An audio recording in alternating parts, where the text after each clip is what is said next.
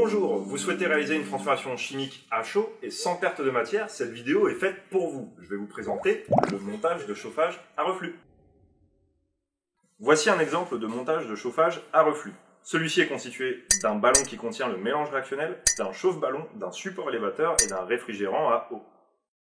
Maintenant, nous allons réaliser étape par étape ce montage de chauffage à reflux. Vous êtes prêts? C'est parti! Allez, venez voir par ici. Étape 1. Il faut tout d'abord attacher le ballon avec une pince plate 2 doigts. Étape 2. On introduit ensuite les réactifs.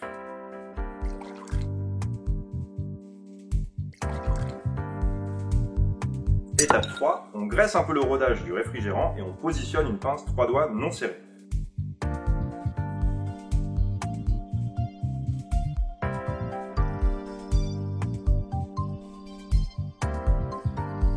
Enfin, on alimente en eau le réfrigérant par le bas. Étape 4. Une fois que l'eau circule dans le réfrigérant, on positionne le système de chauffage sous le ballon grâce au support élévateur, puis on allume dans un premier temps au maximum pour arriver plus vite à ébullition. Et voilà, le montage de chauffage à reflux est maintenant terminé et la réaction est en train de se faire. On reviendra dans quelques instants pour voir ce qui se passe dans le ballon, mais pensez à une chose, à partir du moment où vous avez allumé le chauffage, vous devez toujours garder un œil sur votre mélange réactionnel. Pendant ce petit instant de répit, regardons de près le réfrigérant à eau. Il est constitué d'une paroi interne ouverte aux deux extrémités et d'une double paroi dans laquelle va circuler l'eau. C'est dans cette double paroi que circule l'eau froide, permettant ainsi de refroidir la paroi interne du réfrigérant. Maintenant qu'il fait un peu plus chaud dans le ballon, retournons voir ce qui se passe à l'intérieur.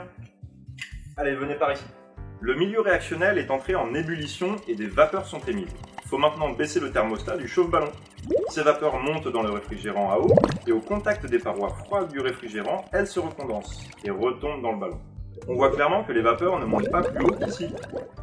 Le montage de chauffage à reflux permet de chauffer le milieu réactionnel sans perdre de matière par vaporisation. Mais au fait, pourquoi on chauffe?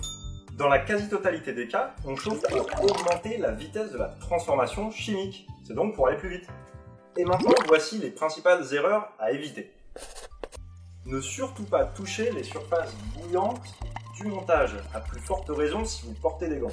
Le support élévateur doit toujours être en position haute au cas où le chauffage devrait être arrêté rapidement. Toujours allumer l'eau avant de mettre en route le système de chauffage. Le réfrigérant doit être alimenté en eau par le bas pour un refroidissement optimal. Il faut faire circuler l'eau dans le réfrigérant avec un débit modéré pour des raisons évidentes d'économie d'eau, mais aussi car il y a des risques que le tuyau se désolidarise du réfrigérant. Le montage de chauffage à reflux est un montage ouvert par le haut, ce qui peut permettre d'éviter d'éventuelles surpressions. Il ne faut donc surtout pas le fermer. Enfin, une fois le chauffage arrêté, il faut attendre que le milieu réactionnel ait refroidi avant d'arrêter la circulation d'eau et défaire le montage.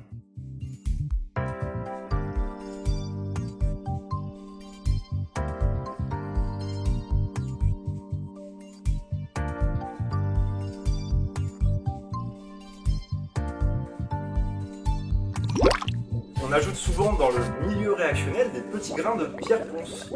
Cela permet d'avoir une ébullition douce et régulière, c'est-à-dire la formation de petites bulles et non d'un intense bouillonnement.